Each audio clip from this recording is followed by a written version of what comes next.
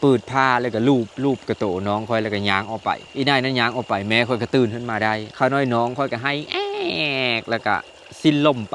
ปโกดอยู่ฮานอยอยู่ห้องหมออยู่เวียดนามเป็นมะเร็งก็มีแม่นเบาหวานก็มีมันหาสาเหตุทางการแพทย์ไม่ได้ลุงมาเบิ่งแหละอีอันนี้กูเบิ่งหน่วยตาก็มีแม่ลานกูอันนี้นะเสียงห้องข้าวหนึ่งแล้วก็เจอตายเลยที่จริงค่อยน่ะตายแล้วลุงเว้านะอีนายเนี่ยมันควัดเบากลิ่นผีปอบตัวนี้นะมันแนบเน่นผีปอบออกจากค่อยคนตายมาเฮาผู้หญิงอีกผู้หนึ่งที่มาอยู่ในหันอีนะก็ไม่ได้เว้าอะไรเรื่องโตนเฮิดเลนบัดนี้มีหลานค่อยอุ้มออกมาแล้วอีนั่นเลนมากายนี่แหละให้งากแล้วก็ตายเลยเด็กน้อยนะสรุปมื้อเดียว2 ศพ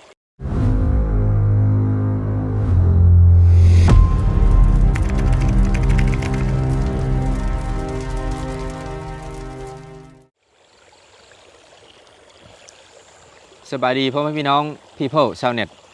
ขอต้อนรับทุกท่านเข้าสู่โสงของเรื่องเล่านิทานตำนานและความเสือกับหมอผีพอดแคสต์แวบเจอกันคือเก่าก็คือมื้อนี้ค่อยสีมาเว้าเรื่องของซุปเปอร์ผีปอบแห่งบ้านนาบอในอดีตค่อยไม่รู้ว่าบ้านเจ้ามีบ่ผีปอบแต่ในอดีตบ้านค่อยเคยมีซึ่งเรื่องนี้มันเป็นเรื่องที่ละเอียดอ่อนจะหน่อยเด้อมันเว้าเรื่องความเสือถ้าในทางวิทยาศาสตร์สิ่งเหล่านี้มันพิสูจน์ไม่ได้เมื่อสิ่งที่มันพิสูจน์ไม่ได้สิ่งเหล่านั้นจะถือวิทยาศาสตร์จำตาไว้ว่างมงายมันกะแบบเดียวกันกับที่เฮาเสือเรื่องของเอเลี่ยนมนุษย์ต่างดาวและดาวดวงอื่นที่อาจจะมีสิ่งมีชีวิตที่ทรงปัญญาอาศัยอยู่เสือเรื่องเหล่านี้มันก็ยังพิสูจน์ไม่ได้เพราะฉะนั้นสิ่งเลอที่ยังพิสูจน์ไม่ได้สิ่งนั้นก็คือความงมงายแต่มันเป็นความงมงายคนละแขนงคือผีปอบมันก็จะเป็นความงมงายแขนงของไสยศาสตร์เวทมนต์มนุษย์กับความงมงายนี่มันเป็นสิ่งที่ตัดออกจากกันไม่ได้มันเป็นสิ่งที่อยู่คู่มนุษย์เฮามาตั้งแต่สมัยบรรพบุรุษโฮโมเซเปียนแต่เฮายังพากันนอนในถ้ำไสหอกล่าสัตว์กินศีลดิบกันอยู่มันเป็นสิ่งที่ถ่ายทอดกันทางยีนส์ทาง DNA มาสมมุติว่ามื้ออื่นนี้มนุษย์สามารถค้นพบว่ามีดาวดวงอื่นที่มีสิ่งมีชีวิตทรงปัญญาอาศัยอยู่จริงมีเอเลี่ยนจริงมีมนุษย์ต่างดาวจริงเฮาเลิกงมงายกับเรื่องนี้เฮาก็สิไปหาความงมงายกับเรื่องอื่นอีกเพราะฉะนั้นเรื่องซุปเปอร์ผีปอบอันนี้ก็ถือว่าทุกคนฟังเพื่อความบันเทิงก็พอเด้อคอยมีเจตนาที่จะพาเพื่อไปเสิร์ชในเรื่องงมงายแต่ว่าเจตนาของหมอผีพอดแคสต์ก็คือเล่าสู่กันฟังกล่อมคนนอนพอค่อยนอนไม่หลับค่อยก็เลยเฮ็ดรายการอันนี้ขึ้นมาฟังเองเวลาค่อยฟังเสียงเว้าเสียงน้ำไหลแนวนี้แหละค่อยเฮ็ดค่อยนอนหลับง่ายขึ้นมาเฮามาเริ่มกันก็คือเดี๋ยวEPนี้ขอล้างมือตั้งแต่เริ่มต้นเลยเด้อจับใหม่ก็คือตั้งแต่ค่อยยังน้อยย้ายมาอยู่บ้านนาบอจากดินแดนดาวผู้สร้างแห่ก็ย้ายมาอยู่เซโปนอยู่บ้านนาบอเมืองเซโปนกะห้าวฮงเฮนน้ำมูน้ำคูหั่นละมีมื้อหนึ่งแต่ค่อยน่ะย้างมาแต่ฮงเฮนค่อยเห็นอยู่ห้องป .3 ป .4 นี่แหละถ้าจื่อมีพิษในระหว่างทางมาแหละคนที่เห็นห้องเดียวกันนี่แหละย่อกันบ่ค่อยค่ำนี่เว้าย่อหมู่ค่อยที่ซื้อสวัสดบ่ค่อยค่ำแล้วว่าสวัสดพี่บ้าห้าใกล้มีตายสวัสดพี่บ้าห้าใกล้มีตายนะมันจะมีคำบูลลี่กันในหมู่เด็กน้อยนะที่เว้าย่อกันนะมันเป็นความจริงเด้อเพื่อสิห้าใกล้มีตายเนาะและสวัสดเลยอย่าหายแล้วแลนไหลแล้วจับก้อนหินบักใหญ่แล้วก้อนหินนะซ้ำกับปั้นนี่แกว่งเซอร์บ่ค่อยค่ำนะบ่ค่อยค่ำนั้นแลนลงเด้ออันน่ะสโลปของทางเลเก่ามันเป็นคอยนั่นนี้เนาะมันก็สั้นแลนลงมาเด้อป่าหญ้าหั่นแล้วจักเตะไปเลยล้มแล้วมือน่ะไปคุบเอาถือกองแก้วถือแก้วบาดแหกเลิดไหลบ้านนาบ่อผัดห่างจากห้องหมอเมืองเซโปนน่ะ6-7 กิโลแต่กี้ผัดมีแม้นว่าเพิ่อก็สิมีรถจักรเมิดบ้านมีรถจักร 2-3 คันคันจะไปห้องหมอกะอันน่ะขี่รถทีบขี่รถไถน้อยนักจังมีรถจักรแล้วเลิศอ้อมันถือเส้นเลิศขมั่งแล้วบัดนี้นะคนพากันยุ่งแล้วสละวนแล้วเลิศอ้อหลาย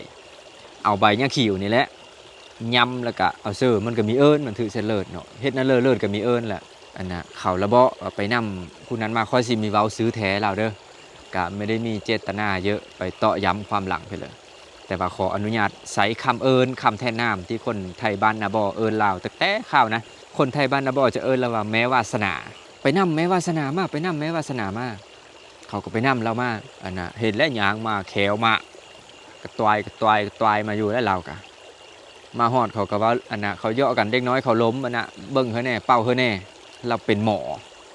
เป็นหมอผีอันนั้นซะไม่ได้เว้าหลายความอีนายแม้วาสนามาฮอดทมน้ำลายปุดเชอค่อยนิดเห็นกับตาอยู่ในเหตุการณ์และเป็นเหตุการณ์ที่ค่อยจื้อติดตามาจนทุกมื้อนี้เลือดที่ไหลอยู่เนี่ยจากไหลแห้งๆนะค่อยๆลงค่อยลงค่อยลงค่อยลงยุดจุกเลือดนะมีไหลแต่แผลเนี่ยยังคือเก่ายังเป็นบาดคือเก่าเพราะเลือดมีไหล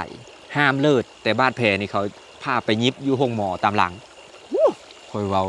อีนายอันนี้มันคือเจ๋งเทวะแล้ววันนี้เราจะมาตัดเฮาสู่เรื่องราวของแม่วาสนาแม่วาสนานี่เป็นคนที่เห็นไสยศาสตร์ศาสตร์มืดไปทางพอมดหมอผีแล้วคนจังเมืองว่างไปละเอาโผเราเป็นนายคู่แล้วก็ตอนนั้นโผเราเป็นผู้อำนวยการโรงเรียนประถมบ้านนาบอไปอยู่บ้านนาบอเขาก็เฮิรนเขากับเฮิรนค่อยนะอยู่คนละฝะทางเสืองนากันเลยปินหน้าเสือกันต่างคนต่างเฮิรนแคมทางลุเล่าเห็นห้องเดียวกับค่อยแต่มีขอเว้าซื้อเขาเด้อล่ะไปลิ้นนะแม้ค่อยจะเฮอไปลิ้นเฉพาะย่ามที่เรามีอยู่อีนายนี้เราจะมีค่อยนอนบ้านส่วนหลายเรานอนหน้าค้ำมาแล้วเราเฮามาส่งอันน่ะ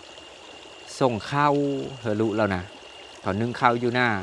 หรือว่าส่งของอยู่ของกินสาเหตุที่ค่อยมักไปลิ้นเฮิรนแม่วาสนาย้อนโพแล้วเป็นผู้อำนวยการโรงเรียนและอยู่เฮิรนเขานะจะมีตู้สมุดมีปึ้มนิทานต่างประเทศนิทานอีสปอันนั้นนิทานเซงเมงกำพร้านางเงาะนางง่าอันนี้นะค่อยละมักอ่านนิทานแล้วค่อยละมักไปลิ้นเฮิรนลุลักแม่บ่เลิกโรงเรียนตอนเที่ยงแล้วค่อยไปโรงเรียนตอนแรงกลับมาจากโรงเรียนตอนแรงแล้วห้ามไปเด็ดขาดเพราะว่าโซงนั้นคือโซงที่เราจะเฮามาแต่หน้ามาหาลูกเราแล้วมีเฮอค่อยไปเด็ดขาดทั้งที่เฮิรนอยู่ติดกันค่อยกะมีเคยถามว่าเป็นเพื่อจังมีเฮอค่อยไปนะจนปี้อยู่ต่อมาแหละเขาไทยบ้านไทยเมืองเขาจังเริ่มซุบซิบกันว่าอีนายนี้เป็นผีปอบนี่เป็นผีปอบที่โคตรเจ๋งโคตรเก่งเวลากินคนนี่กินแบบแนบเน่นถ้าเอาหมอมาเป้าหมอกระจอกงอกง่อยมาฮอดนี่ตีนมันใส่หมอซ้ำหมอผู้เลอมีเก่งมาจมมนมันสอนซ้ำว่าบทคาถานี้มีทื่อมึงต้องท่องแนวนี้มันท่องคาถาไว้ก็หมออีคาถาป้าผีอะและแล้วย้อนกลับไปเนาะประมาณปี1995-96พ่อแม่ค่อยกะย้ายจากเมืองอัศพรมาอยู่บ้านนาบอค่อยก็มีน้องชายผู้หนึ่งซื้อถะค่อยซื้อเธอน้องก็ซื้อถะและน้องชายค่อยก็อายุกับปีป่ายบ่เป็นไข้แล้วก็ไปห้องหมอเสื้อยาเสื้อเพอแล้วก็มีดีเฮ็ดนั่นเลยก็มีดีโกรธหาไข้ยุ่งก็มีไปเลยก็มีจนอาการนี่ซบเศร้าแห้งเนาะได้ประมาณอาทิตย์นึงนี่แหละน้องค่อยมีสบายค่อยก็ไม่ได้ไปน้ำพ่อแม่เขาเฮออยู่เฮิรนพ่อแม่มีแต่ขี่รถจักรไปอยู่ห้องหมอ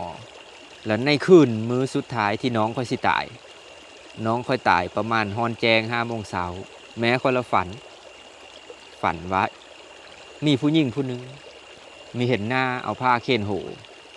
ย้างเข้ามาไขประตูเข้ามาในบ่อนที่แม้ค่อยนอนห้าวมาอีนายนั่นนะเอามือจับแข้งแม้ค่อยบาดหนึ่งแล้วแม้ค่อยกระติ่งไม่ได้ในความฝันนะอย่าลุกกระลุกไม่ได้แล้วเห็นไปปืดผ้าน้องค่อยปืดผ้าแล้วก็ลูบกระโตน้องค่อยแล้วก็ย้างออกไป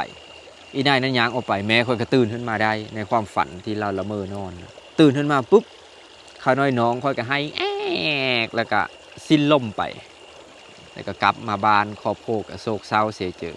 อยู่มาอีหลายปีแบบนี้แม้ค่อยก็ได้ลูกอีกผู้หนึ่งลูกสาวแบบนี้น้องค่อยแม่กีตาร์น้องสาวค่อยเวลาได้ลูกคนบ้านเนาะกะสิพากันงั้นกำลิ้นไผ่กินเหล้า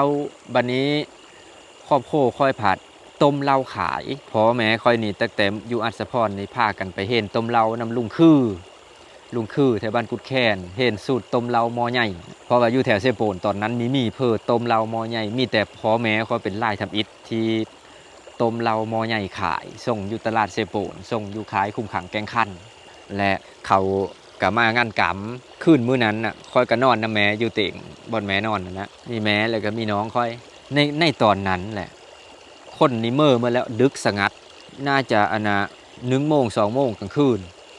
ยังแต่ขี้เหล้า2 คนอยู่น้ำพอค่อยวันนี้ในตอนนั้นแล้วมีนกเขามาฮ้องอยู่บ่อนฮ้อง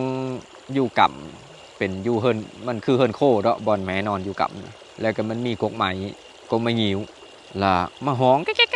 นกเขาอันนกเขาตาเหลืองๆนกเขาผีปอบไทยบ้านเฮาเอิ้นน่ะนะพอค่อยก็เป็นคนมีย่านไปเลยอยู่แล้วเนาะมาทุกมื้ออยู่แล้วนกเขาแต่มื้อนี้มันอดไม่ได้ละพอเอาปืนนั้นน่ะยิง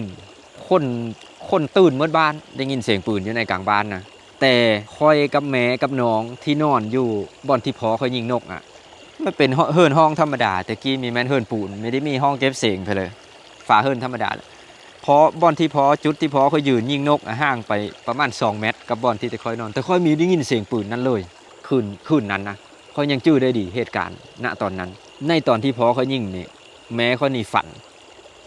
ฝันว่าอีนายนี่เอาปิ้งหนูมาขายมาเจ้าขายเขาพอแม้ค่อยเลยจับมาเบิ่งแล้วปิ้งหนูปิ้งมีซุกเห็นแต่เลิศแล้วบ่ค่อยไม่เอาอันนั้นมันยังดิบพอเขาเลยว่ามาเอามานี่จับเอาปิ้งหนูแล้วมากัดกินในฝันนะแล้วตื่นมื้อเช้ามาเลยก็พอกับเบาะค่อยหำโหนกเขานี่กินข้าวตอนเช้าเด้ไปโรงเรียนเด้เวลาพอค่อยเป็นนายพรานนำเวลาพอได้สัตว์ได้กระเหาะกระแตไก่ป้านกอันน่ะเพลอกระย่าค่อยมากินโหแล้วพอค่อยน่ะสิมักจงโหเอาไว้ข้างหำเด้อได้เพลอกระย่าแล้วมื้อนั้นก็พอกะเอาโหนกเขามาเฮากินกับข้าวไปโรงเรียนตอนเช้าแม้กระถามนกเขามาแต่เซ้อนกเขาอันมาฮ้องคืนนี้ฮ้องอยู่เซ้อก็ยิ่งอยู่แทงโหอยู่บ่อนข้างจะนอนอยู่กับแม้ตึ้งแล้วแหละคิดได้เจอแล้วว่ามันคือสังหรณ์ไม่ดีแท้วะกับอีนายนี่เพราะว่าไทยบ้านก็ซุบซิบกันแล้วว่าอีนายนี่มีปกติแต่มันไม่มีหลักฐานและคิดกังวลอยู่แล้วพอแต่คืนมื้อต่อมาอีพอค่อยก็เป็นไข้เป็นหนาวแบบนี้ป่วยกระทันหันคันหุ่นแห้งตื่นมาก็เข้าก็มีกลิ่นน้ำก็มีกลิ่นถามก็มีเว้านำสมอยอยู่พาไปโกดอยู่ห้องหมอเมืองเซโปนกะแต่กี่คนจะย่านเป็นไข้ยุ่งไข้เลือดออกมาเลเรียไปโกดก็มีพอไข้ยุ่งอยู่ห้องหมอ2-3 มื้อมีเพลอดีขึ้นก็กลับมาเฮิรนไปห้องหมอไปทางวิทยาศาสตร์นี่สุดแล้วโกดหาโรคภัยไข้เจ็บอย่างอื่นน่ะมันมีแหละก็กลับมาอยู่เฮิรนถามก็มีเว้านำอาการนั่งเฮาแม้ค่อยอยู่กับมีครบกำหนดปกติคนอยู่ไฟเวลาแม่ยิงได้ลูกเนี่ยจะอยู่กัน2 ทิศถึงเดือนนึงแล้วแต่ผู้อยู่ได้นะและไปหาหมอมาแล้วบัดนี้หมออยู่เซโปนนั่นแหละเอาหมอมาเบิ่งมีแมนผีปอบกะถือว่าเอ้าอันนั้นมีแต่เฮ็ดผู้เหาะผู้แหนสู้ขวัญยันยิงปืนเด้อบ้านพิษผีมาเฮซักยันพิษแนวนั้นเขาไทยเฮิรนก็เฮ็ด5 หมู่5อันนั้นไปบะก็ยังมีดีอยู่ประมาณเดินสิฮอดเดินพุ่นแหละอยู่จอยเฮานะไทยเฮิรนก็เลยเว้ากันว่าไปเอาอันน่ะปูสวานมาดูซุบซิบกันนะเบิ่งอาการแปลกๆบ่ไปเอาปูสวานมาหมอผีคนทวิตที่เอามานี่เป็นแบบว่าหมอที่วิชาอาคมมีถึงมีแพ้แม้วาสนาหาอีผู้หนึ่งที่แบบว่าเป็นโตท็อปในวงการว่าในนั้นเสเอาปูสวานมาปูสวานนี่จะเป็นคนบ้านพลโมงขี่รถทีบได้ไปนำเอาเล่ากับขี่รถทีบมาพี่น้องผู้ไปนำเอากับขี่รถทีบไปมาฮอดแล้วก็หึ้นไปเฮิรนหากันนั่งซบตากันกับปูสวานพอค่อยนะลุกปิ้วขึ้นมาจากมีลุกเป็นเดินลุกย่างไวโตนเฮิรนเลยซุ่มพี่น้องผู้ชาย7-8 คนไล่จับเอากลุ่มล็อกคอล็อกแฮนล็อกไม่อยู่พอค่อยไปประมาณเกือบ200 เมตรคนที่ไม่ได้กินข้าวเป็นเดินกับผู้ชาย7-8 คนไล่ล็อกคอจับแฮนจับแข้งเขาจับนี่มีแต่ห้องตายอยู่นะบอกปล่อยกูแม่กูซิเมอร์เฮิรนกูซิเมอร์เฮิรนกู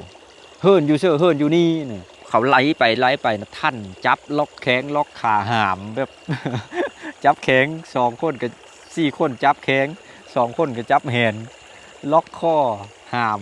มาประมาณ200 เมตรไก่เติบเลยขึ้นมาเฮิรนเลยกะเขาก็จับล็อกไว้พอกระท่านได้สังเกตเห็นผู้สวานกะอันนะตอนเขาเล่าแลนหนีนะผู้สวานนะเอาเทนนี่กับบันเทนไว้แล้ว เทนสำแหนนี่เอาเทนเพิงฟันใส่กันแล้วก็ไตถูกจมม่นทาอยู่เขาเอามาฮอดแล้วก็เขาก็เอานอนลงบนนอนหั่นผู้สอนก็เอาตีนเอาอันน่ะเทนนี่ขางฝาตีนเนาะขางเอาเทนจูดตีนเลยว่าง่ายๆโอ้ยเปลวไฟเป็นตะฮ้อนจิบหายเฮ็ดในนั้นเลยเนาะแล้วก็จมม่นจบเลยเนาะแล้วก็ผู้สอนเอาตีนเย็บเอิกพอค่อยนะแล้วก็จากที่ดินทุรนทุรายอยู่นะก็นิ่งสงบอยู่ค่าทีได้รับโปรตีนเพราะนั้นสิผู้สอนก็ถามบัดนี้โตมาเฮ็ดเพื่อตะเขาไปเฮ็ดเพื่อตะโตเขตแขนเสมกเสเจอเพื่อเขาทั้งที่เขากับโตมีเลื้องบ้านหมางเพื่อกันความจริงอ่ะกูจะกินอันนี้กับลูกมันตอนมันได้ลูกแต่กินไม่ได้กูก็เลยเอาโผมันแทนสาเหตุที่ว่านายนั้นจะกินแม่ค่อยจะกินน้องค่อยอันน่ะจะเฮ็ดเผื่อแต่ค่อยจะกินค่อยนั่นน่ะแต่มันกินไม่ได้ตั้งแต่ค่อยออกมา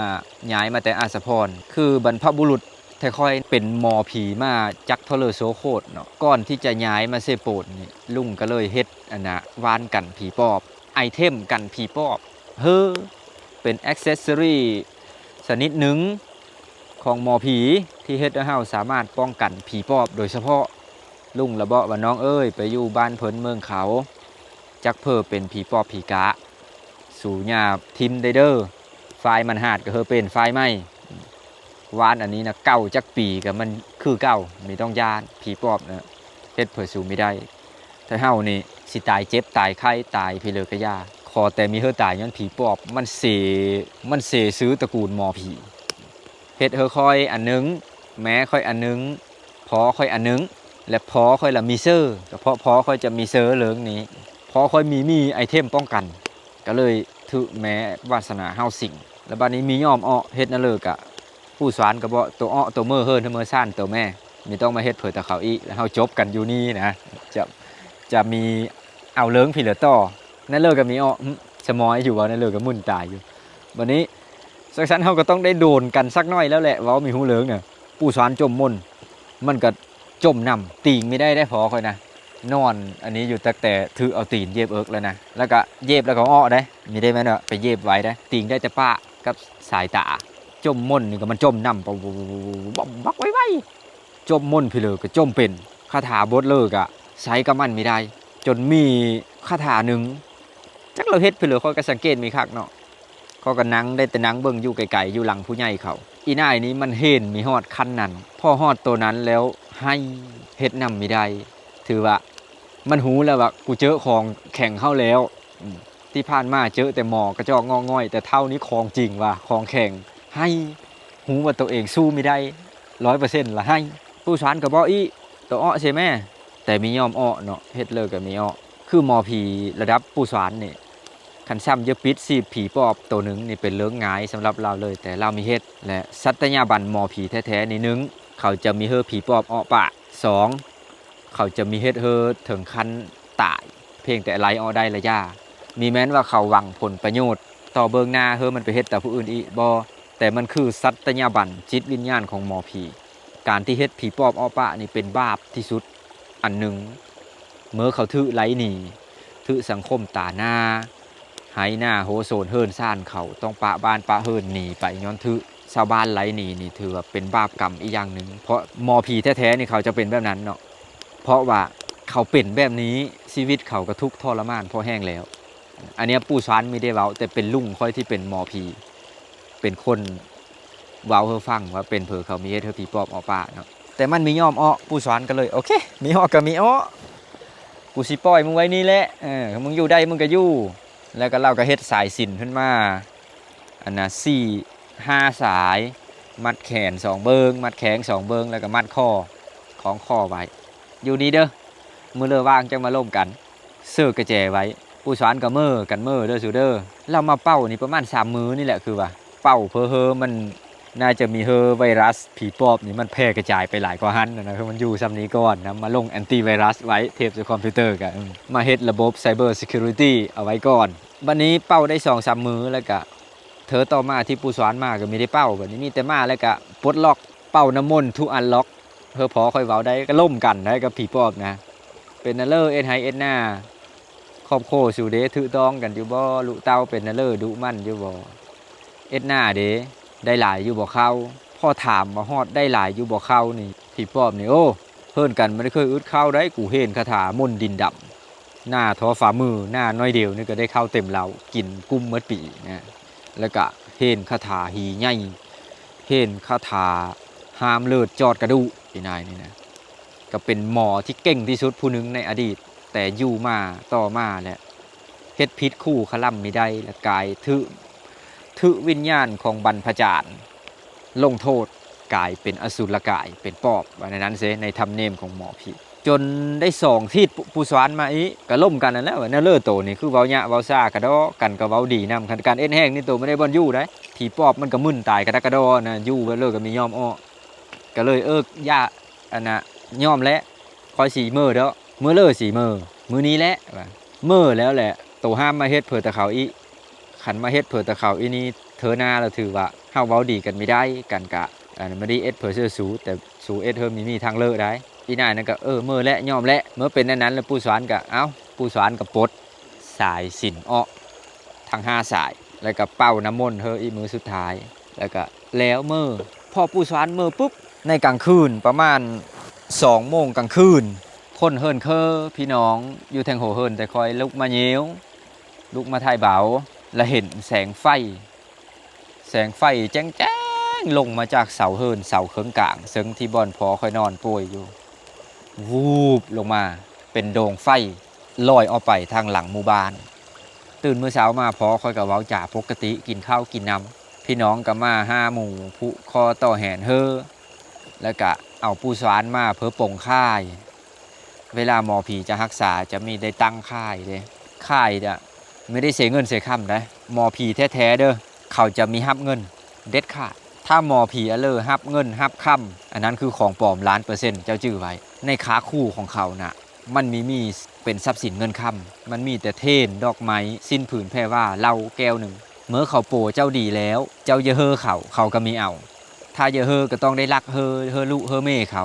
เอาแนวอื่นเฮอกันลักเฮอเป็นเงินเป็นค่ำเลยมันพิษคู่เขาถ้าเขาเอามือเลยมันวิชาเขาเสริมว่าง่ายๆการเป็นหมอผีคือการสละความสุขส่วนโตเพื่อซอยผู้อื่นสละความสุขนั่นเลยหมู่ได้กินเลิศแปลงกินซอยจุกินดิบกินของแซ่บต้มสวางูสิงลิงค้างบ้างตะลุงเนี่ยมันแซ่บกระโตได้อดกินไม่ได้ต้องขล่ำเพื่อรักษาศีลเพื่อรักษาวิชาอาคมของตัวเองเอาไว้ไปปัดเป้าซอยผู้อื่นอันนั้นคือหมอผีคือการเสียสละเพื่อผู้อื่นมีแม้นหาประโยชน์จากผู้อื่นจนอยู่มาอีหลายปีบัดนี้ค่อยกระใหญ่เติบแล้วจนเฮาโฮงเฮนห้องหม้อแล้วแล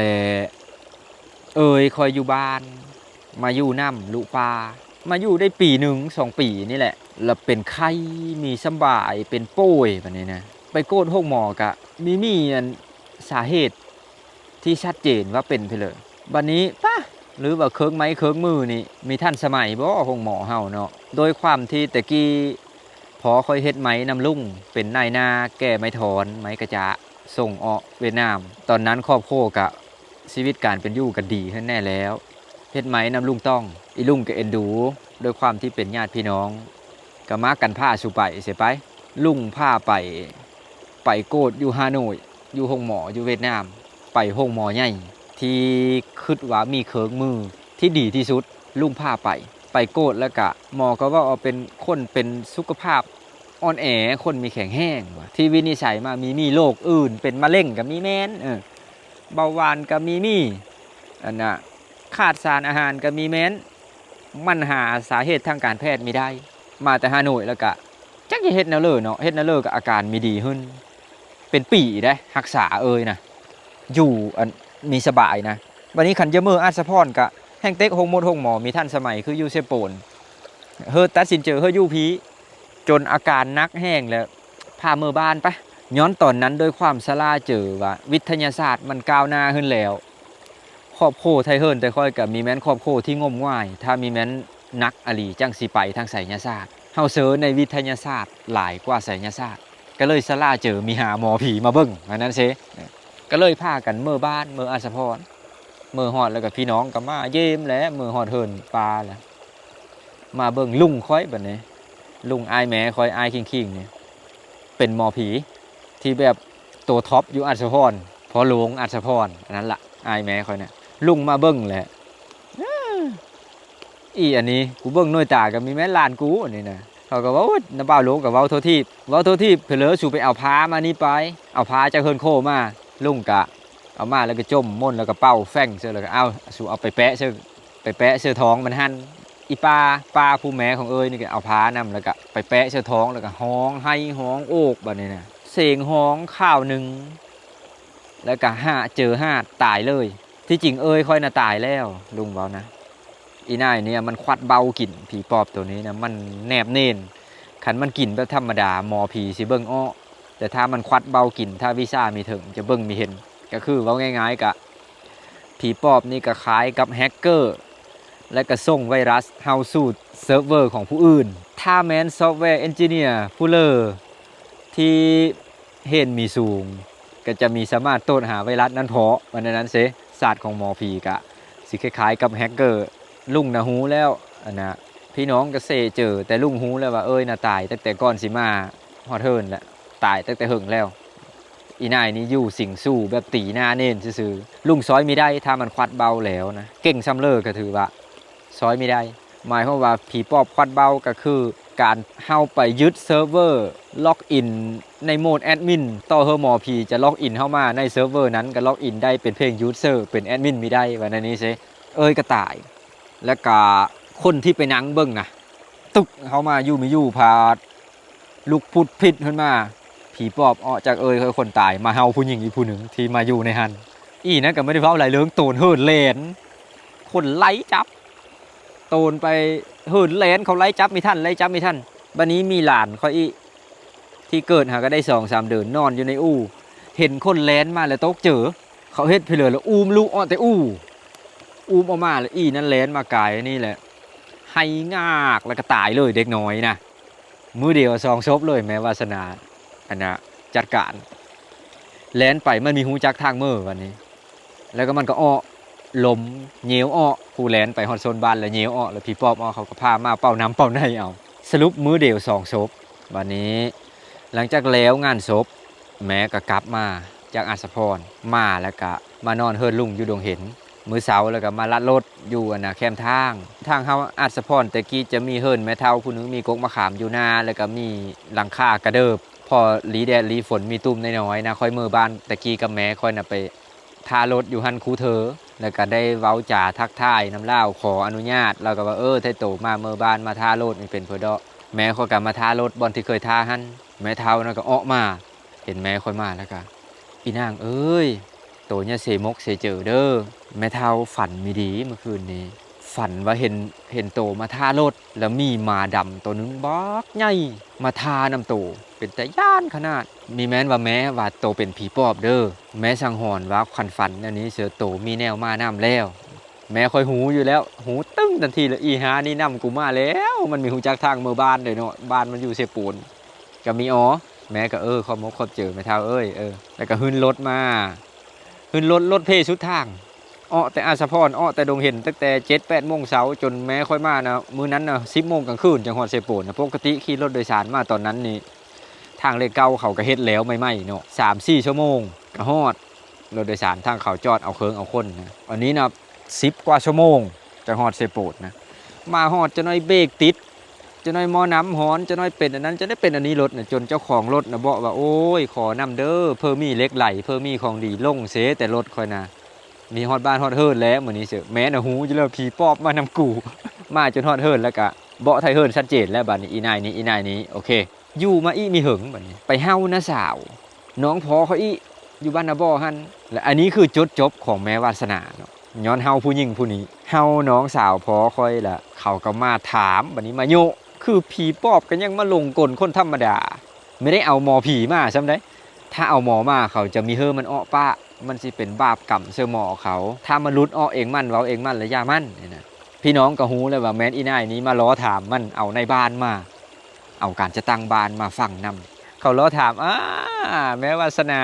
เขาเฮ็ดบทบันทึกคะแนนเด้เช้ามื้อต่อมาก็แม่วาสนาก็มีได้ปฏิเสธมีได้พิษห้องต้องเถียงกับบ้านกับเมืองเล่ากับสารภาพยอมรับเขาก็ม้างเฮิรน ไทยบ้านไทยเมืองกับโตอยู่ไม่ได้โตเอ็ดแนวนี้เสอะไทยเมืองไทยเมืองเขาย่านโตแล้วก็ขอย้ายหนีจากบ้านนาบอมาอยู่บ้านเก่าเราก็อยู่เมืองวังไปแล้วเขาก็หูแต่มีขอเว้าซื้อบ้านเด้ออยู่แถวเมืองวังนี่แหละหมางเฮินหนีเขาก็ได้โผเราก็ย้ายโรงเฮนมาพี่มดเขามดคอมมดโคเราและเฮินเราก็ขายให้ผู้อื่นดินดอนตอนหญ้าให้หน้าก็ขายให้ผู้อื่นเขาก็หนีมาอยู่พี่หลังจากนั้นบ้านนาบอก็สงบมีผีปอบอีเลยคือตอนที่แม่วาสนาแลนกายแหละน้าคอยตกเจอแล้วย่อลูกอ้อแต่อู้นะแล้วลูกนะเจอห้าตายนะถ้าเพิ่มมีความเสือด้านนี้เนาะก็คืออู้เด็กน้อยเจ้าสังเกตเด้อและอู้ที่ลูกเจ้านอนโค่นเป็นอู้ตาแหลวก็คืออันนี้แหละสัญลักษณ์ของหมอผีผู้สังแห่สัญลักษณ์ของช่องค่อยนี่แหละเป็นเพอเขาจังสารเป็นลายอันนี้เอิ้นว่าลายตาแหลวคือตาแหลวนี่เป็นสัญลักษณ์แห่งไทยแทนเป็นดวงตามหาเวทดวงตาแห่งเวทมนต์ที่สามารถป้องกันสิ่งโสหายได้ทุกอย่างไม่ว่าจะเป็นผีปอบผีกะพลังงานที่เป็นลบสิ่งอัปมงคลอู่ที่เด็กน้อยนอนเป็นเพอจึงเป็นตาแหลวย้อนเด็กน้อยนี่เป็นดวงวิญญาณที่บอบบางและบริสุทธิ์เพราะฉะนั้นจึงเฮอเด็กน้อยนี่นอนอยู่ในอู่ตาแหลวตราบที่เด็กน้อยผู้นั้นนอนอยู่ในอู่ตาแหลวเด็กน้อยผู้นั้นจะได้รับการคุ้มครองจากไทยแทนจะได้รับการป้องกันโดยดวงตาแห่งไทยแทนถ้าแม้นนาคอยมีย่อออกจากอู่นะหลานก็สิมีตายเพราะผีปอบจะเฮ็ดพี่เลยไม่ได้ถ้าตราบที่อยู่ในการดูแลของอู่ที่เป็นลายตาแหลวความเสือจะเป็นแนวนั้นเนาะและเพราะฉะนั้นเวลาผู้หญิงเกิดลูกเขาจะสารตาแหลวนี่มาติดแทงโหบนอนเพื่อป้องกันผีปอบเพราะผีปอบมักจะกินผู้หญิงเวลาเกิดลูกจะกินทั้งแม่ทั้งลูกจะเฮ็ดเฮอพลังงานของมันแข็งแกร่งคือเว้าง่ายๆก็คือตาแหลวนี่อยู่กับเฮาตั้งแต่มื้อเฮาเกิดสารมาติดแทงโหแม่เฮาจนฮอดมื้อเฮาตายตาแหลวก็อยู่ในพิธีกรรมส่งดวงวิญญาณเฮานั่นน่ะและข้อยก็เลยมักความหมายของตาแหลวแล้วก็มันเป็นรูปทรงเลขาคณิตที่งดงามก็เลยเอามาเฮ็ดเป็นโลโก้ช่องหมอผีผู้สังแห่ค่อยก็มีแม้นคนที่เสือเหลืองงมง่ายถ้าสิ่งเหล่านั้นค่อยสามารถพิสูจน์โดยวิทยาศาสตร์ได้ค่อยก็จะเสือว่ามันเป็นวิทยาศาสตร์แต่สิ่งเลอที่วิทยาศาสตร์พิสูจน์ความกระจ่างแจ้งค่อยมีได้ค่อยก็มีสามารถเสือสิ่งนั้นได้โดยสนิทเจอค่อยก็ต้องได้หาปัจจัยเหตุผลอื่นมาสนับสนุนว่าสิ่งนี้มันเป็นไปได้ที่จริงค่อยก็เป็นคนที่เสือในกฎเกณฑ์วิทยาศาสตร์ค่อยเสือในคณิตศาสตร์ค่อยเสือในแห่งโน้มถ่วงกฎเกณฑ์นิวตันค่อยเสือในทฤษฎี E เท่ากับ mc กำลังสองของอัลเบิร์ตไอน์สไตน์คือพวกผีปอบนี่เขาว่าเป็นผีที่โง่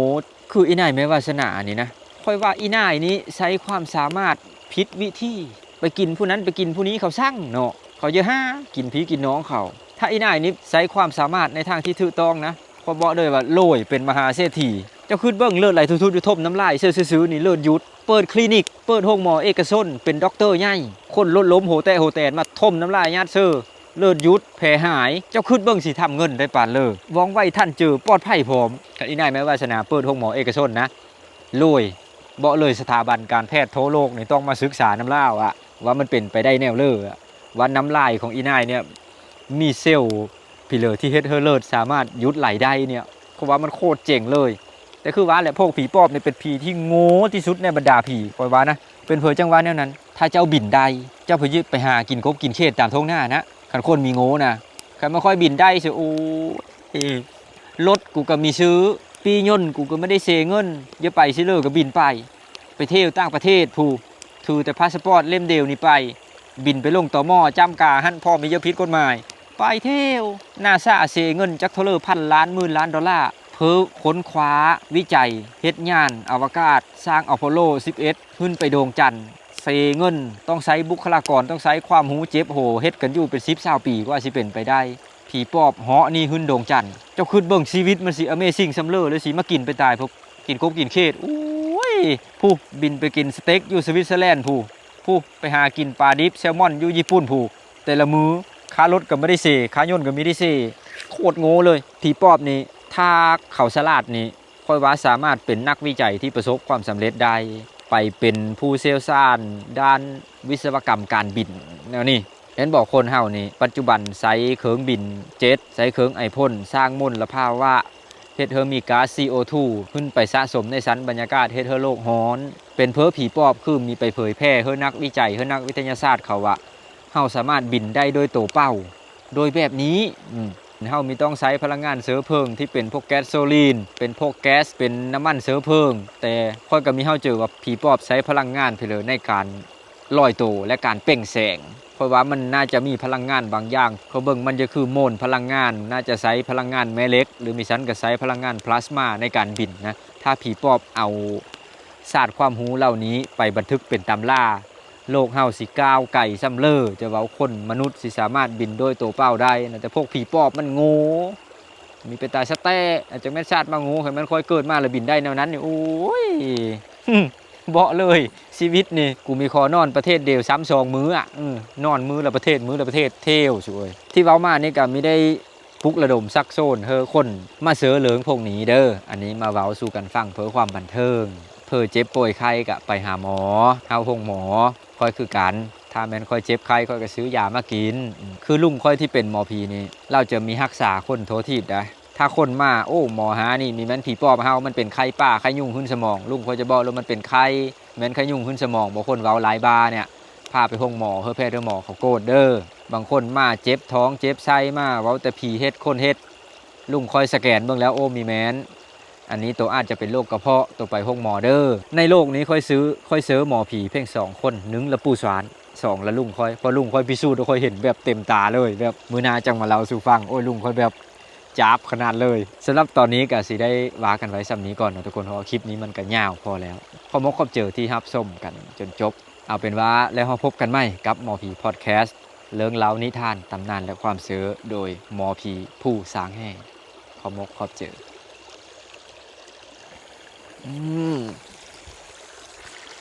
อีพีต่อไปจังมาฟังเรื่องคนอุ่นเขิงเนาะหมอผีผู้สางแห่หมอผีที่เป็นลุงค่อยเองลุงค่อยสามารถปิดชีวิตคนใดโดยที่ตัวเองอยู่อีกบ่อนหนึ่งและอีผู้หนึ่งอยู่อีกบ่อนหนึ่งอีพีหน้าเข้ามาเว้าสู่กันฟัง